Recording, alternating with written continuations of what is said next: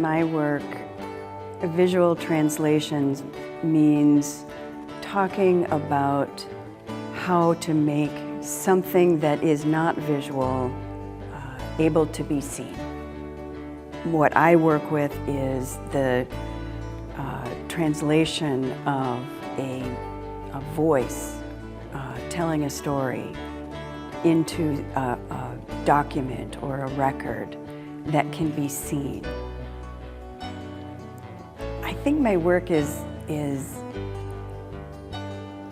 a collection of documents, and all of the documents are about the process of remembering, of listening, recording, transcribing, and then translating that into a visual piece.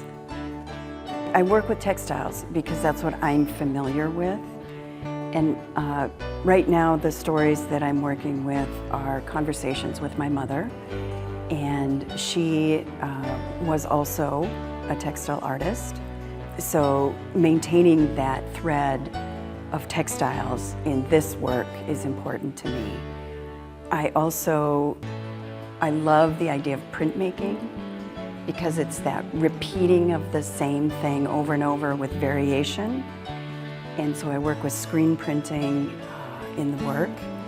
And then I like to use embroidery to put emphasis onto certain words or phrases in the work, to bring those out, to make them texture that comes out off the surface. I started doing these recordings a number of years ago, maybe 5 or 6 years ago, and just asking Mom about her life. And it was really fascinating for me as an artist to hear her talk about her design career, her art career, and I realized there were so many parallels. And so that's what sort of started it. I was recording these stories, and then I wanted to write them out. And then part of the work is also about the ideas behind handwritten manuscripts and a typed, like a typography version. Because the handwriting is a much more intimate, more flowing interpretation of the conversation. But whereas the typography is more of a document. So it feels to me like the work is more permanent if it's in the typography.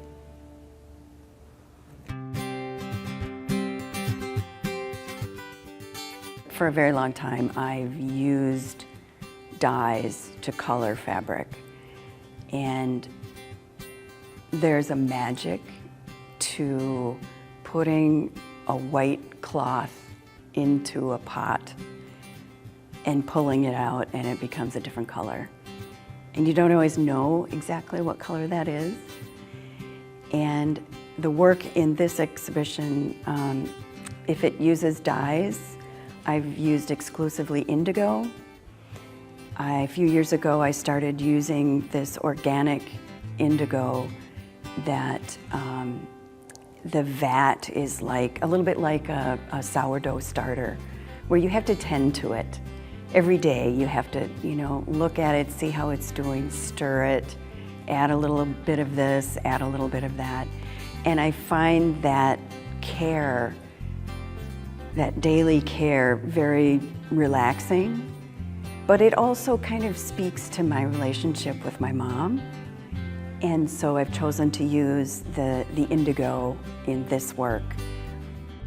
I think the work is really exploring a lot of intersections that happen in a conversation. So I'm thinking about the ideas of voice and hand.